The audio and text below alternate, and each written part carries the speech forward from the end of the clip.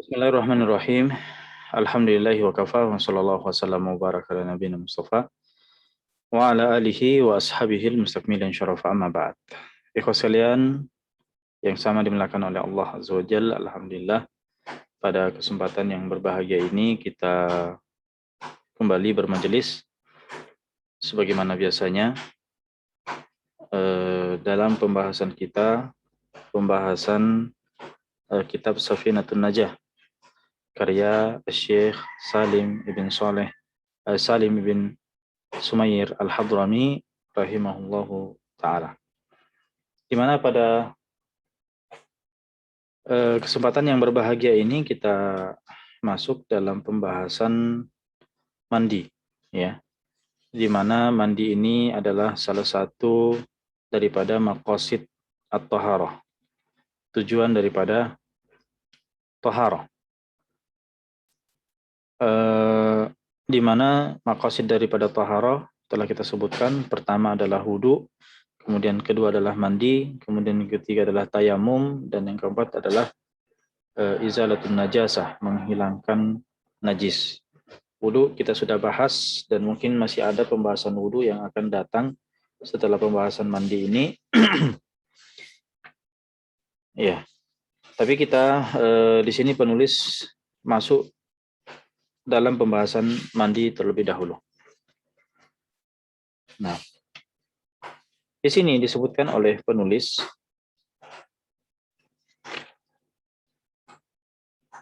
atau sebelum kita membacakan perkataan penulis, apa yang disebut dengan mandi, khususnya. Mandi ya dari segi bahasa adalah apa? Adalah mengalirkan air ke atas sesuatu.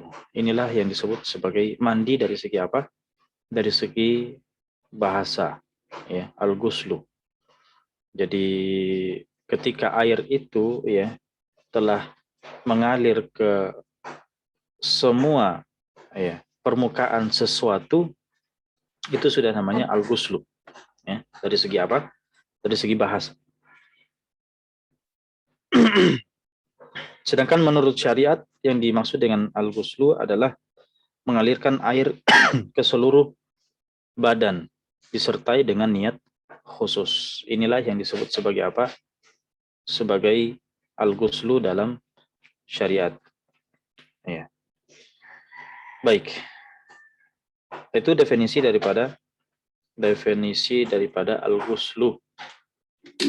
Ya, ini erat kaitannya ikhwas sekalian dengan rukun yang akan kita sebutkan sebentar, ya. Apa saja rukun daripada mandi al-ghusl ini. Baik, nah di sini penulis akan menyebutkan sebelum masuk dalam pembahasan mandi, karena mandi itu adalah hukumnya wajib, maka di sini beliau dahulukan pembahasan mujibatu al-ghusl. Hal-hal apa saja yang menjadikan seseorang itu wajib untuk mandi. Ya, karena mandi ini ada beberapa motif, ya. Ada orang yang mandi karena kepanasan, ada orang yang mandi karena ngantuk, ada orang yang mandi karena membersihkan badan, ya.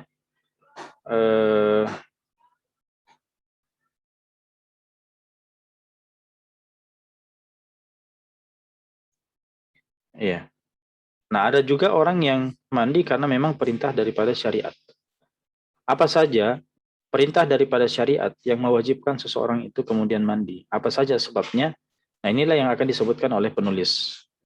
Penulis di sini mengatakan mujibatul ghusli sittatun, bahwa yang mewajibkan, ya, yang mewajibkan di sini maksudnya adalah sebab, ya, atau faktor. Yang mewajibkan mandi, sebab yang mewajibkan mandi ini ada sittah, ada 6 disebutkan oleh penulis di sini. Yang pertama adalah ilajul hasyafati fil farji. Ilajul hasyafati fi al-farj. Kemudian yang kedua adalah khurujul mani, keluarnya mani.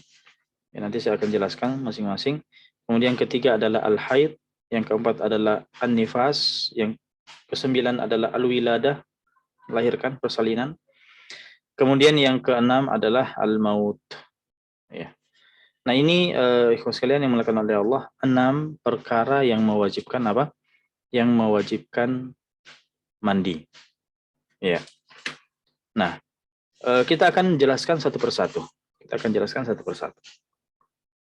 Yang pertama disebutkan oleh penulis di sini adalah ilajul hasyafati fil farji. Ilaju al-hasyafati fil farji. Ilaj artinya memasukkan. Ya, ilaj artinya memasukkan. Al-hasyafah artinya bagian kepala daripada kemaluan laki-laki, itu namanya al-hasyafah. Ya.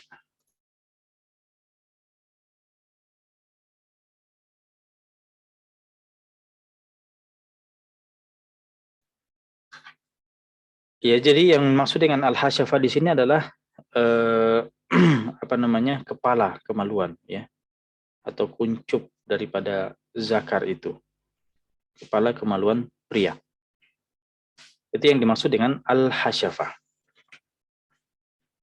Fil farji, ke dalam al-farj.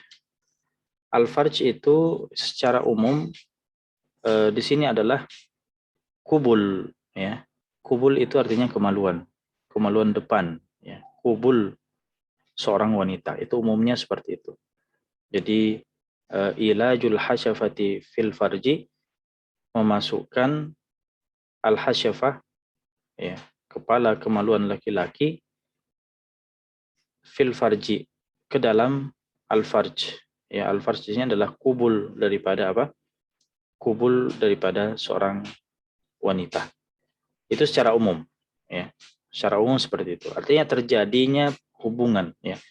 Hubungan badan antara laki-laki dan wanita. Ya. Saya akan jelaskan beberapa hal di sini. Pertama, tadi disebutkan adalah ilaj. Ilaj itu artinya memasukkan. Kata-kata memasukkan, kalau kita pahami, artinya dia adalah kata kerja yang membutuhkan subjek. Ya, dia membutuhkan subjek. Artinya ada orang yang melakukannya, ada failnya, ya. Ada orang yang melakukannya, orang melakukan atau memasukkannya. Itu namanya memasukkan. Ibarat memasukkan di sini atau ilaj ini kurang pas. Disebutkan oleh ulama Syafi'iyah bahwa yang paling ibarat yang paling detail, yang yang pas di sini adalah al-wuluj, ya, wuluju, ya, wuluju al-hasyafah. Wuluj di sini artinya apa? Wuluj artinya masuknya, ya. Wuluj artinya apa? Masuknya.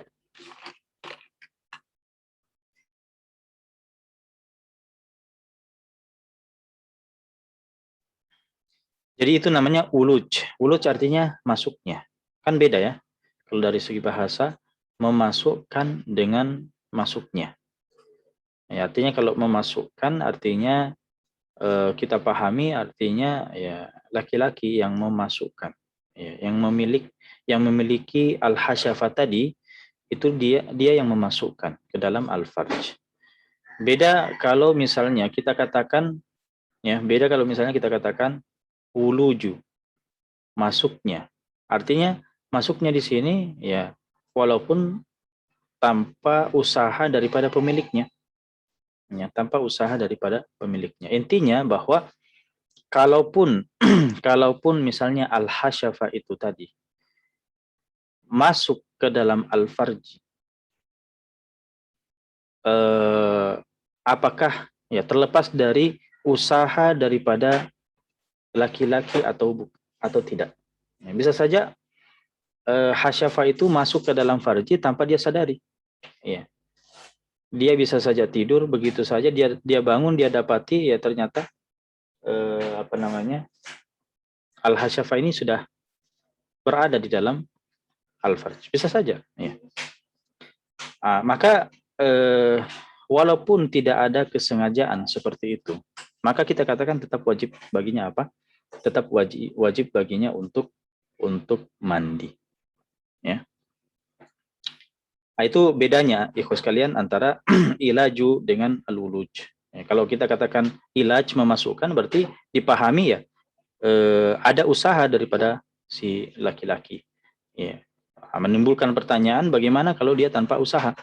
Ya, atau di luar kesadaran misalnya. Ya. Nah, seperti itu. Sehingga ulama Syafi'iyah lebih detail dalam memilih kata. Yang lebih pas di sini adalah uluju, artinya masuknya, ya, bukan memasukkan. Baik, al-hasyafa. Al-hasyafa tadi kita artikan sebagai apa? Sebagai kepala kemaluan laki-laki. Nah, kepala kemaluan laki-laki di sini adalah kadar minimal. Artinya, ketika ada hubungan antara laki-laki dan wanita, ya, misalnya suami dan istri, namun ya, tidak sampai memasukkan al-hasyafa. Ya. Walaupun misalnya bertemu antara al-hasyafa dengan al-farj, ya, bertemu antara al-hasyafa dengan al-farj, namun al-hasyafa tidak masuk, atau masuk tapi tidak masuk semua. Artinya sebagian daripada apa? Hasyafa, sebagian saja, setengah, anggaplah setengah yang masuk. Maka kita katakan, apakah wajib baginya untuk mandi? Kita katakan tidak wajib baginya untuk mandi. Ya, karena al-hasyafa di sini maksudnya adalah secara utuh masuk ke dalam. Ya. Timbul pertanyaan di sini, bagaimana sekiranya seseorang itu punya kemaluan, laki-laki itu punya kemaluan, namun tidak memiliki al-hasyafah. Ya, dalam artian al-hasyafahnya di sini misalnya terpotong, ya, sehingga dia memiliki batang tanpa memiliki kepala. Kemudian misalnya terjadi hubungan antara laki-laki dengan wanita, ya, suami dengan istrinya, dengan kelamin laki-laki tanpa kepala misalnya. Apakah serta-merta kita katakan ya hubungan itu tidak mewajibkan mandi, ya, karena hasyafahnya tidak ada, terpotong misalnya, ya, sehingga yang masuk itu hanya batang ke dalam al-farj tanpa adanya al-hasyafah, maka kita katakan al-hasyafah di sini, ya, juga bisa diartikan adalah al-qadar, ya, atau seukuran, ya, dengan hasyafah, ya, kalau memang tidak ada, ya, maka kelamin misalnya, ya, kelamin laki-laki walaupun tanpa adanya hasyafah, tapi jika dia sudah masuk ke dalam al-farj dengan kadar yang sama panjangnya dengan al-hasyafah, maka kita katakan sudah wajib untuk mandi. Ya, jadi al-hasyafah ini kira-kira panjangnya berapa? Nah, ketika ada kelamin yang tanpa ada hasyafah dan masuk ke dalam al-farj, dan masuknya itu sudah sebagaimana kadar atau panjangnya al-hasyafah di sini, maka kita katakan sudah wajib baginya untuk apa? Untuk mandi. Ya. Dan al-hasyafah di sini kita katakan al-hasyafah di sini tidak mesti harus apa namanya tanpa penghalang, ya, sehingga dikatakan wajib mandi, tidak. Karena mungkin timbul pertanyaan, bagaimana sekiranya al-hasyafah itu tertutup, ya, ada penghalang, dia masuk ke dalam al-farj tapi dia terselimuti dengan sesuatu, misalnya pakai kondom, ya, atau pakai sesuatu, pokoknya menghalangilah, anggaplah menghalangi sentuhan kulit dengan kulit, ya. Tapi al-hasyafah tadi sudah masuk ke dalam al-farj, maka kita katakan adanya pembatas di sini ini tidak mempengaruhi. Masuknya al-hasyafah di sini, ya, tetap mewajibkan mandi, walaupun misalnya ada pembatas yang menghalangi hubungan antara atau apa namanya sentuhan antara kulit dan kulit. Baik. Kemudian hasyafah yang dimaksud di sini juga terlepas ya. Hasyafahnya itu dalam kondisi yang keras atau dalam kondisi yang loyo. Maka ini tidak memandang ya, tidak memandang bagaimana keadaan daripada al-hasyafah di sini. Yang jelasnya masuk ya. Maka kita katakan ketika sudah masuk bagaimanapun keadaannya ya, maka kita katakan sudah mewajibkan apa? Sudah mewajibkan mandi. Baik, ilajul hasyafah fil farji. Al-farj tadi kita sebutkan, al-farj di sini adalah kelamin daripada wanita. Kubul ya maksud saya. Kubul daripada seorang wanita. Maka kita katakan ini secara umum ya, fil ghalib. Tapi al-farj di sini lebih luas ya. Makna al-farj di sini lebih luas karena mungkin timbul pertanyaan-pertanyaan ya. Bagaimana sekiranya laki-laki itu berhubungan dengan wanita tapi lewat apa? Tapi lewat duburnya. Ya, terlepas dari hukumnya. Hukumnya tentu ini adalah perkara yang diharamkan. Tapi banyak kemungkinan-kemungkinan yang lain. Ya, misalnya laki-laki itu berhubungan dengan wanita lewat duburnya, atau laki-laki berhubungan dengan laki-laki. Ya, atau laki-laki itu memasukkan ke dalam duburnya sendiri.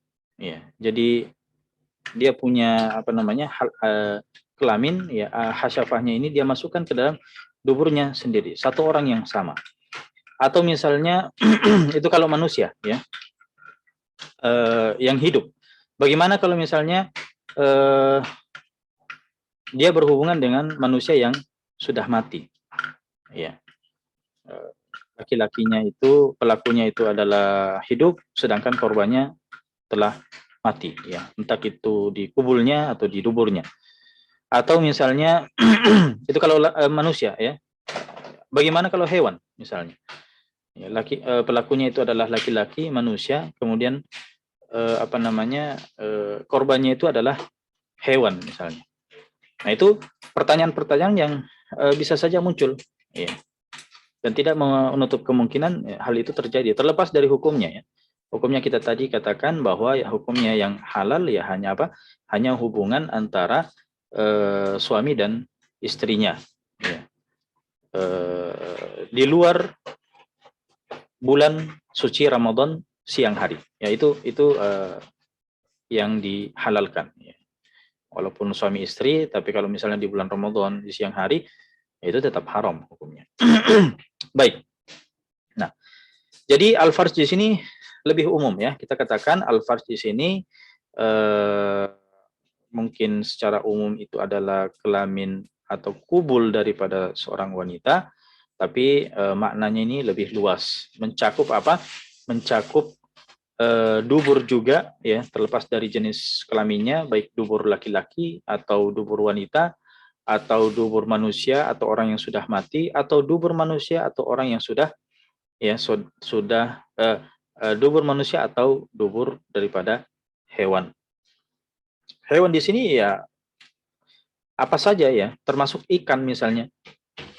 Ada ikan yang besar ya, punya dubur yang agak besar. Nah, kemudian masuknya hasyafah itu ke dalamnya, maka kita katakan ini tetap apa namanya? Ini tetap adalah, kalau dari segi hukum ini perkara haram. Ya jelas adalah perkara haram. Terlepas ikannya hidup atau mati, tapi dalam urusan mandi kita katakan itu sudah wajib apa? Wajib mandi. Baik. Sekira cukup ini pembahasan pertama, pembahasan perkara yang mewajibkan mandi ya, yang pertama. Kemudian yang kedua, perkara yang mewajibkan mandi itu adalah keluarnya mani ya, khuruju al-mani. Sebelum saya lanjutkan, saya kembali dulu. Yang pertama tadi ya, kita katakan bahwa ketika hasyafah itu masuk ke dalam al-farj ya, sebagaimana penjelasan kita tadi, maka itu sudah mewajibkan mandi walaupun tidak disertai dengan apa? Khuruju al-mani, keluarnya al-mani. Jadi hanya masuk saja kemudian dikeluarkan, ya walaupun tanpa keluar mani misalnya, maka kita katakan sudah wajib baginya untuk apa? Untuk mandi. Ya. Dan berlaku bagi pelaku dan korban. Ya. Kalau misalnya pelakunya itu adalah laki-laki, korbannya itu adalah wanita, maka kita katakan dua-duanya sama wajib mandi. Ya, keduanya sama-sama wajib mandi. Atau laki-laki dengan laki-laki, kita katakan keduanya konsekuensinya adalah keduanya sama-sama mandi dan perbuatannya adalah dosa dan mereka wajib bertaubat. Ya, itu konsekuensi hukumnya. Tapi bagaimana kalau misalnya korbannya itu adalah mayat? Ya, apakah si mayat ini yang tadinya sudah dimandikan wajib untuk diulangi memandikan mayat itu? Maka kita katakan tidak wajib. Ya, kita katakan tidak wajib untuk dimandikan ulang. Tapi pelakunya tetap wajib mandi. Kemudian bagaimana dengan hewan? Ya tetap pelakunya wajib mandi dan hewannya tentu tidak wajib mandi. Ya, hewannya tidak wajib mandi. Ya, tapi sebagian ulama mengatakan hewannya ini dibunuh. Ya, hewannya ini dibunuh karena dia adalah korban dari perbuatan yang terlarang, ya, maka sebagian ulama memandang bahwa hewan ini dibunuh. Nah, baik, saya lanjutkan. Yang kedua tadi adalah keluarnya mani, khuruju al-mani. Al-mani, ya, yaitu apa yang dimaksud dengan mani itu adalah air yang berwarna putih atau kekuning-kuningan. Dia apa namanya? Dia agak lengket, ya. Kemudian apa namanya? Dia agak lengket, ya. Ada yang bentuknya lebih cair, ada yang agak tebal, ya. Dan keluar saat ada saat syahwat itu memuncak, ya. Jadi dia keluar saat apa? Adanya syahwat dan apa namanya? Ketika mani ini keluar menyebabkan rasa puas, kemudian menyebabkan kemaluan itu menjadi lemas, ya. Artinya setelah keluarnya mani. Ini adalah yang dimaksud sebagai mani. Dan mani ini kita bisa ketahui dengan salah satu dari 3 tanda. Ya. Pertama adalah tadi kita sebutkan keluar disertai dengan kenikmatan, kepuasan. Kemudian yang ketiga adalah dari segi aroma, ya. Dia kalau dia lembab, ya, dia seperti adonan tepung, ya, adonan roti. Tapi kalau dia adalah kering, maka seperti aroma apa? Putih telur. Yang ketiga, tanda daripada mani itu adalah keluar dengan apa? Dengan deras, ya. Apakah istilahnya? Dengan muncrat, ya. Nah, maka kalau kita temukan salah satu dari 3 tanda ini, ya, keluar dengan disertai kenikmatan, kemudian aroma tadi, kemudian bagaimana cara keluarnya, ya. Baik sengaja atau tidak, maka itulah mani. Ya, itulah yang disebut sebagai mani. Berarti kalau tidak ada salah satu dari tanda itu, maka kita bisa pastikan bahwa itu bukan mani. Ya, itu bukan mani. Apa hukum mani ini dari segi kesucian? Kita katakan air mani itu adalah suci. Ya, air mani itu adalah suci.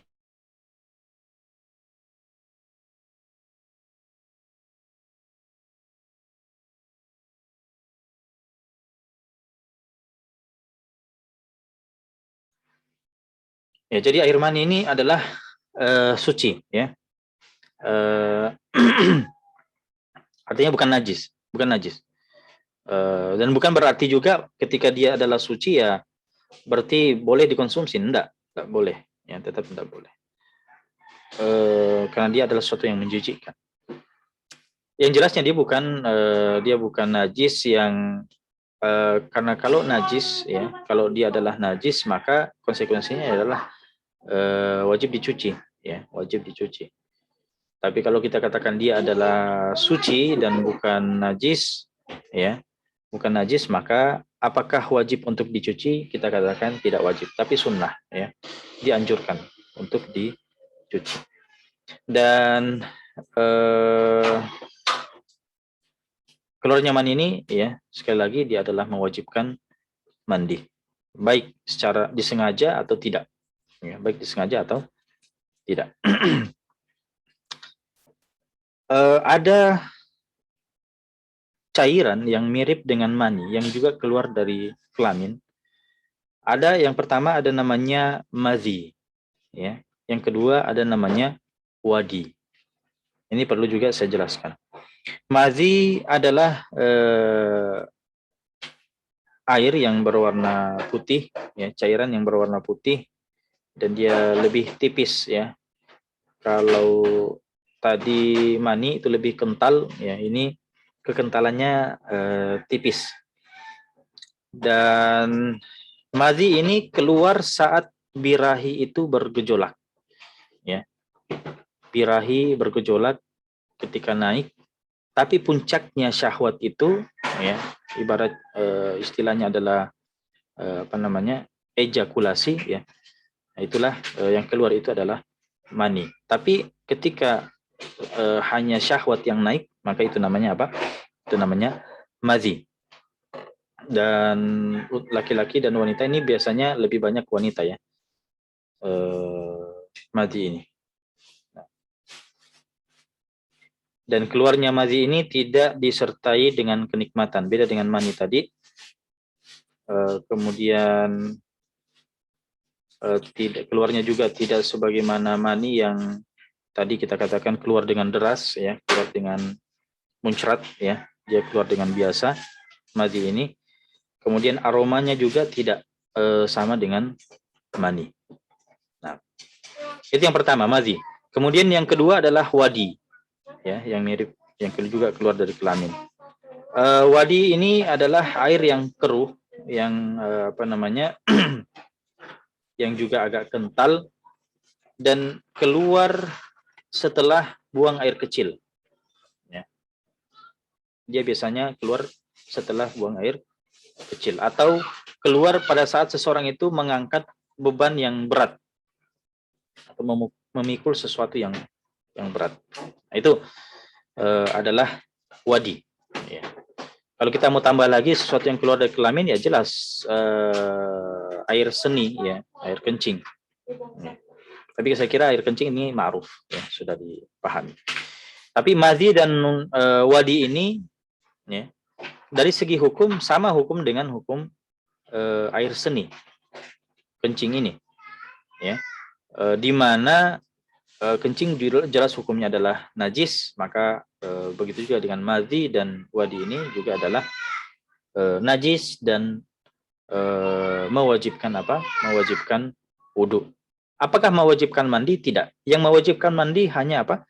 Hanya keluar mani tadi, ya, keluar mani tadi, itulah yang mewajibkan mandi. Baik. Timbul pertanyaan, jika seseorang itu misalnya ragu, ya, mengenai sesuatu yang keluar dari kelaminnya, apakah itu adalah mani, ya, apakah itu adalah mazi. Dia dapati misalnya kelaminnya itu basah, ya, dan dia bingung apakah ini mani, apakah ini mazi. Maka di sini kalau dia yakin, ya, kalau dia yakin itu adalah mani, maka jelas konsekuensinya adalah mandi, ya. Adapun mencucinya itu adalah sunnah. Tapi kalau dia jelas yang keluar itu adalah mazi, maka, ya, maka konsekuensi hukumnya adalah dia mencuci pakaiannya yang terkena, begitu juga dengan kemaluannya, ya, dan mengulangi wudhunya, ya, kalau memang hendak sholat. Tapi kalau dia bingung, ya, dia juga masih bingung ini mani atau mazi, ya, maka di sini boleh dia memilih antara keduanya. Dia putuskan, pilih salah satunya dan lakukan konsekuensi hukumnya. Dia bisa menjadikannya itu sebagai mani. Dia memilih dan memutuskan bahwa ini adalah mani. Kalau seperti itu, wajib baginya untuk apa? Untuk mandi. Adapun mencucinya adalah sunnah. Tapi kalau dia telah memutuskan atau telah memilih itu adalah madhi, maka konsekuensi hukumnya adalah apa? Adalah mencuci kemaluan, begitu juga dengan pakaian yang terkena, ya, kemudian berwudu. Ya, tapi kalau dia misalnya mau kehati-hatiannya, ya dia bisa pilih keduanya. Ya, dia jadikan itu madhi sekaligus itu adalah mani. Maka yang dia lakukan adalah apa? Yang dia lakukan adalah mencuci pakaian, kemaluan, dan disertai mandi. Ya, dan disertai apa? Mandi. Itu kalau dia mau kehati-hatian. Baik. Nah ini sebab yang kedua ya. Sebab yang kedua yang mewajibkan apa? Yang mewajibkan mandi. Sekarang yang ketiga, perkara yang atau sebab yang menjadikan seorang itu wajib untuk mandi yang ketiga adalah haid, ya, adalah haid. Maksudnya kalau definisi haid itu sendiri kita sudah pernah sebutkan ya di tanda-tanda balik apa itu haid. Tapi maksudnya di sini adalah ketika seorang wanita itu jelas haid, yang keluar itu adalah haid. Kemudian darah haidnya itu telah berhenti. Ya, darah haidnya itu telah berhenti. Baik masih di masa haid atau masa haidnya telah selesai. Ya, maka kita katakan wajib baginya untuk apa? Wajib baginya untuk mandi dan melaksanakan kewajiban-kewajibannya seperti sholat, puasa, dan lain-lain. Kemudian yang keempat sekarang. Ya, nanti akan ada pembahasan haid secara khusus. Yang keempat adalah nifas. Ya, nifas. Apa itu nifas? Nifas ini ya secara bahasa adalah persalinan. Seorang wanita yang mengalami persalinan melahirkan itu adalah disebut sebagai nifas. Sedangkan menurut istilah syariat, nifas di sini adalah darah yang keluar pasca persalinan. Ya, ketika rahim itu sudah kosong, ya, anak yang ada di dalamnya atau janin yang ada di dalamnya itu sudah keluar dengan sempurna. Ya, artinya rahimnya itu sudah kosong, keluar darah, maka itulah darah yang disebut sebagai darah nifas. Berarti di sini kita katakan bahwa darah yang keluar sebelum persalinan atau darah yang keluar bersamaan dengan apa? Persalinan itu bukan darah nifas. Ya, itu bisa dipastikan bukan darah nifas. Tapi darah yang keluar setelah apa? Setelah persalinan, ya, dan rahim itu benar-benar telah kosong, maka itulah dianggap sebagai apa? Dianggap sebagai nifas. Maka ketika seorang wanita itu melahirkan, ya, atau bersalin, kemudian keluar darah, maka darah itu ketika sudah berhenti,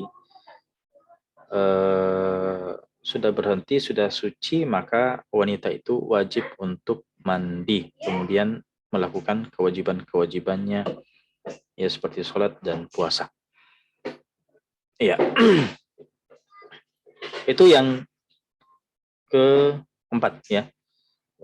Pembahasan lengkap tentang nifas ini juga, ya, berapa minimalnya, maksimalnya, dan jadwal kebiasaannya, ya, jadwal umumnya. Ini akan ada pembahasan khususnya bersamaan dengan pembahasan haid. Kemudian sekarang yang kelima, ya, sebab yang menjadikan seorang itu wajib untuk mandi. Yang kelima adalah al-wiladah. Al-wiladah, apa maksudnya al-wiladah? Al-wiladah artinya al-wiladah artinya melahirkan, ya, atau persalinan itu sendiri. Ya, persalinan itu sendiri.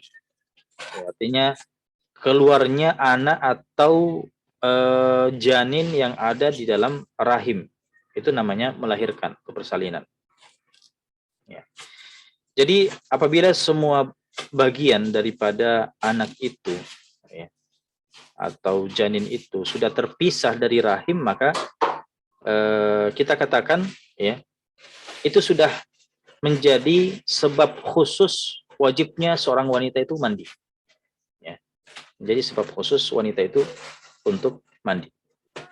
Jadi anggaplah ya, misalnya ada wanita yang melahirkan tapi tidak langsung keluar darah nifas dan waktu sholat itu sudah masuk, maka kita katakan wanita itu sudah wajib untuk mandi dan langsung melakukan kewajibannya, ya, tanpa menunggu apakah ada darah keluar atau tidak. Ya, kalau misalnya darah itu tidak ada yang keluar dan waktu sholat sudah masuk, maka kita katakan kewajiban itu sudah wanita itu sudah wajib melakukan kewajibannya, ya, sholat misalnya. Berarti apa yang dia lakukan, ya, dia segera mandi. Bagaimana cara mandinya? Sedangkan ini baru saja melahirkan, sulit. Maka kita katakan mandi itu tidak harus mengguyur badan. Ya. Maksud saya tidak harus mengambil gayung kemudian menyiram badan seperti itu, tidak. Tapi mandi di sini ya, yang penting ada niat dan ada apa? Seluruh badan itu basah. Ya. Bisa saja dengan cara disemprot, ya, disemprot-semprot misalnya oleh ada orang yang membantunya, kemudian dilap basah, itu sudah mandi namanya. Yang penting seluruh tubuh sudah basah, nanti kita akan bahas ya. Nanti kita akan bahas di rukun-rukun mandi. Baik. Itu yang kelima. Nah, atau ada yang mengatakan, ya bagaimana cara sholatnya? Dia saja itu masih sulit untuk bergerak. Ya, maka kita katakan kalau tidak bisa berdiri ya duduk. Kalau tidak bisa duduk ya baring. Ya, itu keadaan-keadaan sholat. Kemudian yang keenam sekarang. Yang keenam, sebab yang menyebabkan kewajiban mandi ya, adalah al-maut, adalah meninggal dunia. Nah, jadi apabila seorang muslim itu meninggal dunia, ya, dan statusnya bukan orang yang mati syahid ya. Jadi ada yang dikecualikan, orang mati syahid itu tidak dimandikan. Nanti kita akan bahas di pembahasan sholat jenazah. Jadi ketika mayat itu seorang muslim, baik itu laki-laki ataupun wanita, ya, baik itu orang dewasa ataupun anak yang kecil, maka dia wajib dimandikan. Dan kewajiban di sini atas kaum muslimin yang hidup. Dan kewajiban di sini sifatnya fardu kifayah. Fardu kifayah artinya wajib kolektif. Satu saja di antara kaum muslimin yang melakukannya itu sudah menggugurkan kewajiban yang lain. Ya, adapun orang yang mati syahid, ya, orang yang meninggal dalam memerangi orang yang kafir, ya, maka tidak boleh dimandikan. Itu haram hukumnya. Ya. Adapun macam-macam syahid dan hukumnya ini akan dibahas nanti di pembahasan tentang jenazah. Baik. Jadi di sini ikhwas sekalian yang dimuliakan oleh Allah, sebab-sebab mandi di sini kita klasifikasikan menjadi 3 ya. Ada yang berlaku bagi laki-laki dan wanita secara umum, dan ada yang berlaku bagi wanita secara khusus ya. Misalnya tadi yang pertama dan yang kedua ya, ini berlaku bagi laki-laki dan wanita secara umum.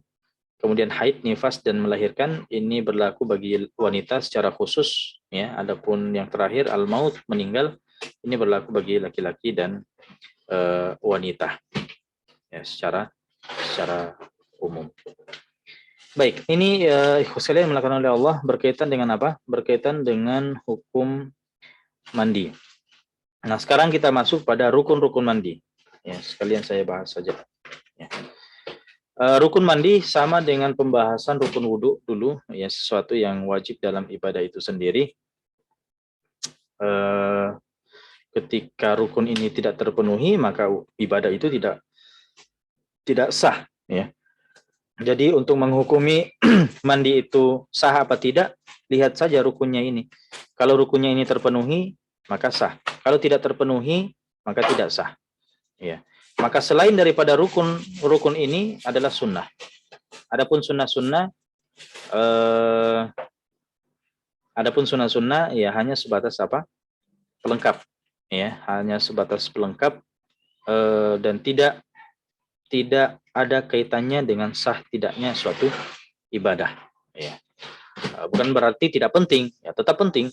Sunnah-sunnah itu tetap penting. Sering saya ulangi ya, sunnah-sunnah itu dipelajari untuk diamalkan, bukan dipelajari kemudian dianggap tidak penting dan ditinggalkan secara sengaja.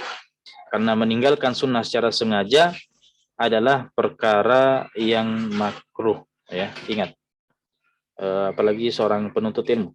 Penuntut ilmu itu paling apa namanya, ya, paling terdepan dalam mengamalkan masalah sunnah-sunnah ini, ya. Adapun rukun daripada mandi di sini disebutkan oleh penulis furudul ghusli itsnan, bahwa rukun mandi itu ada dua, ya. Rukun mandi itu ada dua. Nah, ada juga yang menjadikan tiga, ya. Nanti saya sebutkan. Rukun mandi ini ada dua. Yang pertama adalah an-niyah, ya. Pertama adalah niat. Yang kedua adalah wa ta'mimul badani bil ma, yaitu meratakan air ke seluruh badan, ya. Ketika ini sudah terpenuhi, maka mandi seseorang itu sudah dikatakan sah dan hadas besarnya, ya, itu sudah terangkat. Nah, yang pertama adalah niat. Niat ini dilakukan ketika mulai membasuh bagian tubuh, ya. Jadi ketika kita membasuh tubuh, mengguyur tubuh itu dengan air, bagian manapun, ya, mau bagian kepala kek, mau bagian badan kek, mau bagian kaki kek, ya. Yang jelasnya mulai menyiram itu disertai dengan niat. Disitulah niat, ya. Karena berangkat dari definisi niat, qasdus syai' muqtarinan bi fi'lihi. Maksud melakukan sesuatu bersamaan dengan melakukannya. Itulah yang maksud dengan niat, ya. Adapun tata caranya, ya, seorang itu berniat di dalam hatinya, misalnya menghilangkan hadas, ya, mengangkat hadas besar, ya. Nah, itu salah satu, atau menghalalkan untuk sholat, ya. Nah, itu niat daripada mandi wajib. Tadi kita pelajari sebab-sebab mandi itu banyak, ya. Bagaimana sekiranya pada seseorang itu terkumpul di dalam dirinya misalnya lebih daripada satu sebab mewajibkannya mandi. Misalnya tadi kita katakan sebab pertama adalah uluju al-hasyafati fil farj, masuknya hasyafah ke dalam farj, ya, berhubungan badan suami dan istri. Kemudian disertai juga khurujul mani, keluarnya mani. Berarti terjadi dua penyebab mandi wajib. Nah, apakah dipahami bahwa seseorang itu wajib baginya untuk mandi dua kali? Ya. Maka kita katakan, ya, cukup satu kali mandi saja. Dan niatnya boleh. Satu niat itu mewakili yang lain. Ya. Bahkan sekiranya terkumpul dalam diri seorang itu apa namanya tiga sebab, misalnya. Ya, misalnya seorang wanita, ya, dia misalnya pertama berhubungan, kedua keluar mani, ketiga tiba-tiba haid, ya. Jadi belum sempat mandi tiba-tiba haid. Maka ketika dia sudah bersih, ya, ketika dia sudah bersih berarti terkumpul pada dirinya tiga hal yang mewajibkannya mandi. Maka kita katakan satu saja yang dia niatkan itu sudah mewakili yang lainnya. Nah. Baik, itu yang pertama. Rukun daripada mandi adalah niat. Yang kedua adalah wa ta'mimul badani bil ma, meratakan air pada seluruh badan. Badan yang dimaksud di sini bagian luar, ya, bukan bagian dalam. Ya, maka bagian dalam badan, misalnya rongga mulut, kemudian rongga hidung, kemudian lubang telinga, kemudian ya, bagian dalam mata, itu tidak bukan sesuatu yang wajib untuk diratakan dengan air. Adapun misalnya rambut, kulit kepala, ya, kemudian bulu-bulu, ya, janggut atau apa yang di badan ini yang ditumbuhi bulu, kemudian lipatan-lipatan ketiak, kemudian selangkangan dan seterusnya, ya. Nah, ini semua adalah bagian-bagian yang harus dipastikan kena air, ya. Kita harus memastikan bahwa bagian-bagian itu kena air. Bagaimanapun caranya, ya. dia bisa dengan mandi mengguyur badan dengan air, atau misalnya dia berada di dalam air yang banyak, ya, air yang banyak, misalnya dia berenang ya di dalam air, kemudian di dalam air dia apa? Dia berniat untuk mandi junub misalnya.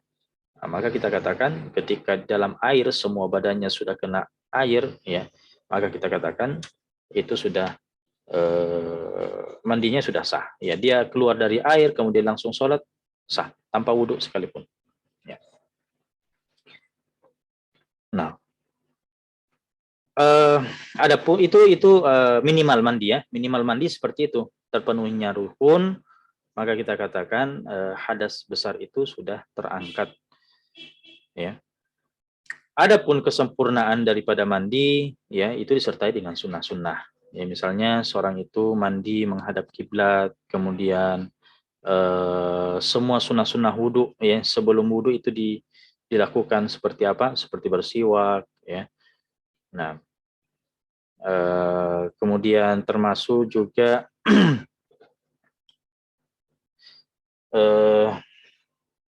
membasuh ya kedua tangan sebelum memasukkan ke dalam bejana tempat air, ya sebelum menciduk, kemudian membaca basmalah, ya. Tapi kalau misalnya dia di dalam WC, ya dia bacanya basmalahnya itu sebelum masuk WC, ya. Atau kalau misalnya dia sudah di dalam WC, maka membaca basmalahnya itu di dalam hati, Nah, kemudian sebelum mandi dia dia membersihkan kotoran-kotoran, ya, misalnya ada di kemaluannya, ya.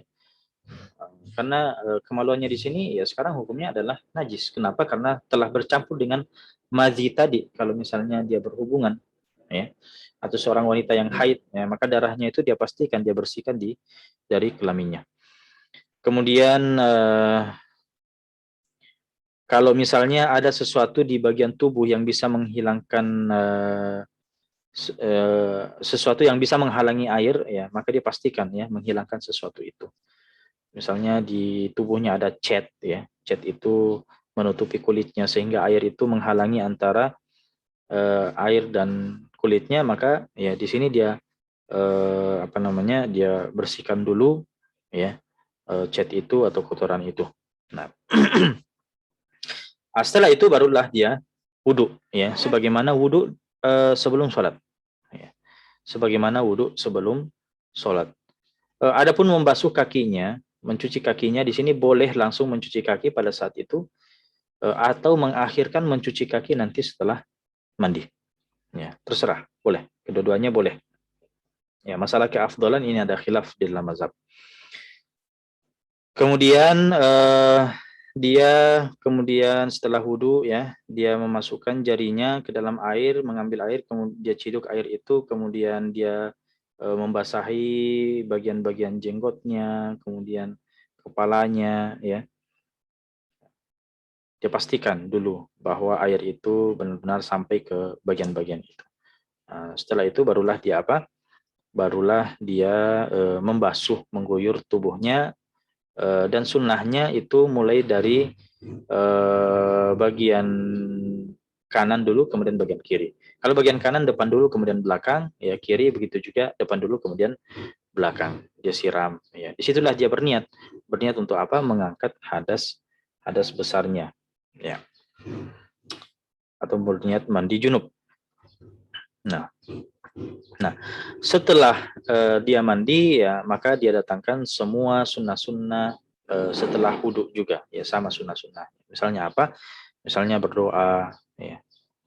Nah, itu kalau misalnya dalam WC, ya tadi dia berdoanya itu di dalam hati, atau nanti setelah keluar dari WC atau kamar mandi, barulah dia apa? Dia berdoa. Dan namanya berdoa ya adab-adabnya umum, ya, mengangkat tangan, menghadap kiblat dan seterusnya. Nah, kemudian di sini perlu diperhatikan ya, bahwasanya misalnya seorang itu mandi junubnya disebabkan karena keluar mani, ya. Yang tadi bagian kedua ya, keluar mani. Nah, kalau memang dia mandi junub karena keluar mani, maka dianjurkan baginya sebelum mandi untuk buang air terlebih dahulu. Ya. Supaya apa? Supaya air mani yang tersisa ya itu benar-benar keluar dari dalam kelaminnya. Sebab karena kalau misalnya sudah mandi keluar lagi, nah, maka ini bisa mewajibkan mandi lagi. Ya. Uh, ya. Sekira ini pembahasan kita berkaitan dengan mandi ini, dan insya Allah pada pertemuan yang akan datang kita lanjut pembahasan syarat sahnya wudhu, ya. Nah, kemudian pembatal wudhu dan seterusnya. Sekali cukup, barakallahu fikum wa jazakumullahu khairan. Mungkin ada yang ingin ditanyakan dari ikhwah atau akhwat. Ya, saya persilakan. Nah, fadal. Kami Ustaz, bagi ikhwan sekalian yang mungkin memiliki pertanyaan, bersilakan untuk meng-on-kan mic-nya atau bisa menanyakan melalui room chat. Silakan ikhwan. Bismillah, kami Ustaz. Ya, silakan. Fadal. Ya, syukron atas kesempatannya. Yang ingin kami tanyakan tadi terkait dengan perkara sunnah. Nah, di mana tadi dikatakan bahwa bila seseorang meninggalkan perkara-perkara sunnah secara sengaja, maka hukumnya adalah makruh. Makruh, ya. Nah, lantas, ya yang ingin kami tanyakan, misalnya untuk sunnah-sunnah seperti berzikir, apakah bila kita memiliki kemampuan untuk berzikir, lantas kita tidak berzikir atau meninggalkannya, apakah termasuk dalam perkara tersebut, Ustadz, atau bagaimana? Berzikir dalam masalah apa ini maksudnya? Berzikir mutlak misalnya, atau berzikir maksudnya doa-doa ibadah itu sendiri? Mutlak, Ustadz. Mutlak. Nah, kalau berzikir secara mutlak maksudnya tentunya itu adalah perkara sunnah, ya. Kita disunahkan untuk memperbanyak berzikir. Apakah ini yang kita maksud? Yang saya maksud tadi adalah berkaitan dengan ibadah khusus, ya. Sunnah-sunnah yang berkaitan dengan ibadah khusus.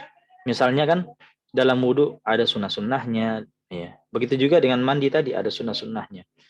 Maka sunnah-sunnah yang sekiranya mampu kita lakukan, ternyata kita tinggalkan dengan sengaja, tanpa adanya hajat, maka itulah yang kita sebutkan sebagai makruh tadi. Ya. Adapun kalau misalnya sunnah itu berdiri sendiri, tanpa tanpa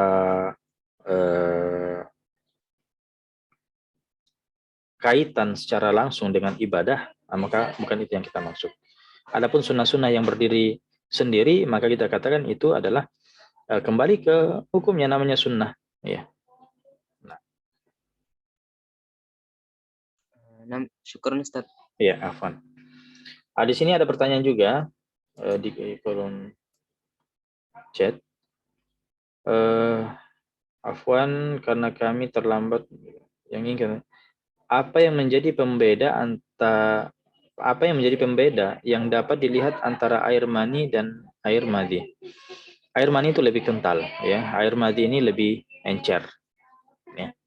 Itu dari segi kemudian baunya juga tadi, ya. Baunya air mani kalau dia adalah masih cair, dia seperti adonan roti.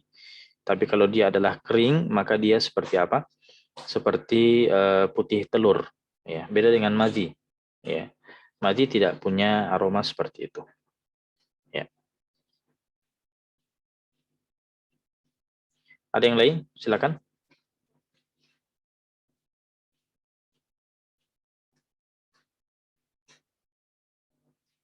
Betul.